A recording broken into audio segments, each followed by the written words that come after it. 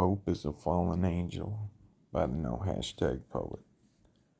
I can't say honestly that I was never one for city life, but there's far too much trouble for me to get into. I was always attracted to the dark alleys and back streets. Something about the dark always called out to me. I can't help but flip stones to see what I can find. Danger has always made me feel alive. The ever-present drugs, guns, pimps, and whores. So the only way to cure my ills was to run for the hills, and that's exactly what I did. I ran for the arboreal forests of my Michigan home. I lived within the steel cage of my car, amongst the tall pines that seemed to touch that clear blue sky overhead. The moss was soft beneath my feet as I treaded my new environment, the place I thought would be my new home. I felt like I had found heaven on earth. The freedom was intoxicating. But to crave the wild is to be insane, or so they've told me. So they convinced me to get what they call help, or they put me in a prison of medications. I spent what felt like weeks in a building with white cinder block walls. No windows to tell me whether it was night or day, locked down like jail, but somehow worse than any cell I'd ever been in. Weaving in and out of consciousness, the bars were invisible, but I surely couldn't leave. My perception of time was so far off that what felt like weeks bleeding into each other was nothing more than a few days. After those fateful days, after they forced pills down my throat and needles into my flesh, they freed me from that pit of despair.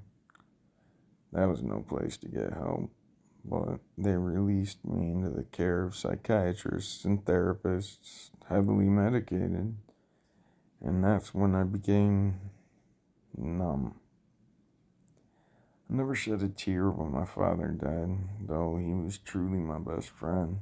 I spoke the eulogy and we chucked him in the clay, and I haven't been back to that grave since.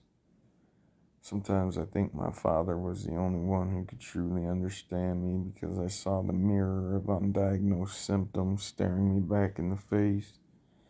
He drunkenly drove his truck off the road, something I call the blue-eyed curse.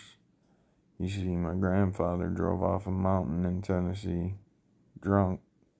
He had blue eyes. They were passed on to my father, and then I inherited them, and it worries me that I passed them on to my daughter. The blue-eyed curse will see all of my like pigment-eyed kinfolk finding an early end to our already tortured existence. Alcohol gave my grandfather his freedom. Alcohol freed my father from his anxieties and emotional pain. My medicine came from a pill, but their medicine came by the pint. After the passing of my father, my now widowed mother decided it was necessary to move on. In a house filled with nearly 40 years of memories and marriage, she couldn't stand to stay. After his demise, I found myself, as well as my children, lost amongst fields of corn and soy, disoriented. We moved amongst the fields in my 32nd year. By my 34th year, I had broken most of my major drug addictions, changing people, places, and things. Life went calmly for the most part, a handful of betrayals, a few brushes with the law, and a pinch of bad attitude for flavor, but now I know that I belong amongst these empty fields. The low population density is the necessary ingredient to find peace. 2023, this was the year.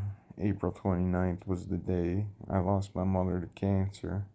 Metastatic lung cancer in the brain. Sadly, all was going well. 2 majorly invasive brain surgeries later, she seemed to be doing great, but sadly, she fell victim to pneumonia. Still, numb. I didn't cry at my mother's funeral, though she was the glue that held my family together. A few times, the croak of a frog in my throat, but my eyes refused to rain the tears I felt she deserved. I gave the eulogy for my mother, and mine were the only dry eyes in the house. As I've gotten older, I realize I only grow colder. Emotions that were so readily readable on my sleeve, now muted in tones of grayscale.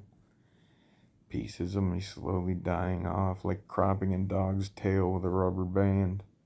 I guess my emotions were choked for so long that they began to die, falling by the wayside, and still I sit, numb.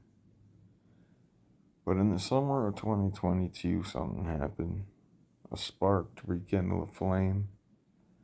Something started to burn inside again. Passion. I don't know what else can grow in the garden of my heart. The soil seems to be poisoned, salted earth from the torrents of tears that fell in my yesteryears. But if passion can come back, then so too can empathy and love.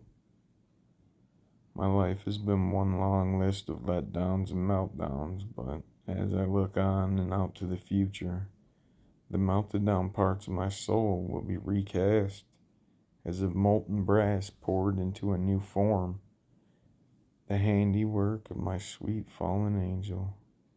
And with just a little help from her, maybe this newly cast form can become something more beautiful than it ever was in any previous incarnation.